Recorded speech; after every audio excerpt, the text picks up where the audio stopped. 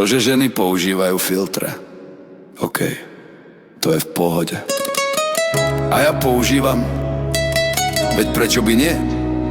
Ale keď je toho veľa, tak je veľa. A príde ten malý filtríček, hej? A ja nechápem. Pridajú video a komentáre. Krásna si bábika, nádherná. More nie. Ten filter je krásny. A oni, ďakujem.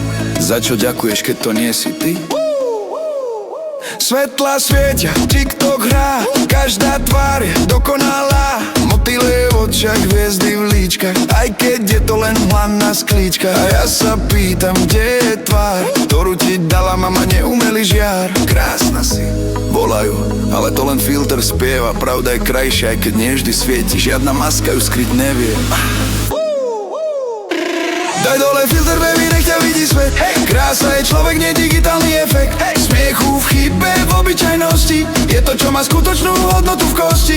Daj dole filter, baby, buď sama sebou. Realita dýchá, aj keď je uhladenou. A teraz všetci napíšte mi, že som krásna.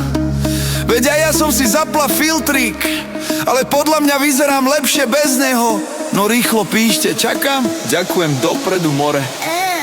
A niektoré, to je iný level.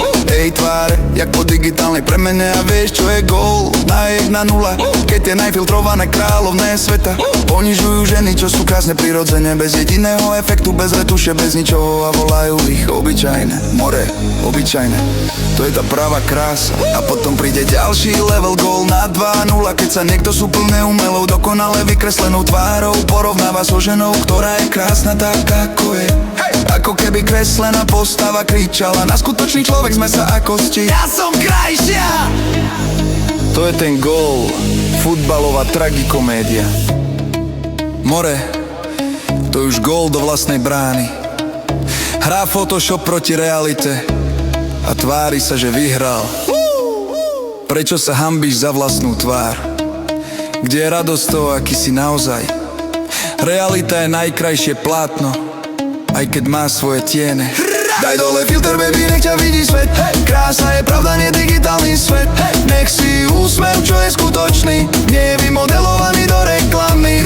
A teraz gól na 3-0. Vieš kedy?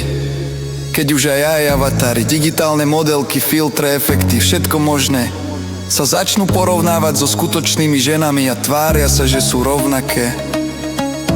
More, keď umelá bytosť z aplikácie povie, že je krajšia ako žena, čo má teplo, dušu, emóciu, čo vie plakať, smiať sa, milovať, tak to je gól storočia. To už je, jak keby hra skončila a rozhodca aj tak odpískal penáltu pre Photoshop.